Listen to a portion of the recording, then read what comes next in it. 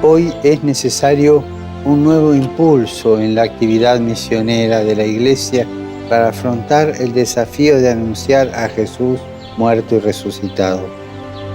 Llegar a las periferias, a los ambientes humanos, a los ambientes culturales y religiosos todavía ajenos al Evangelio.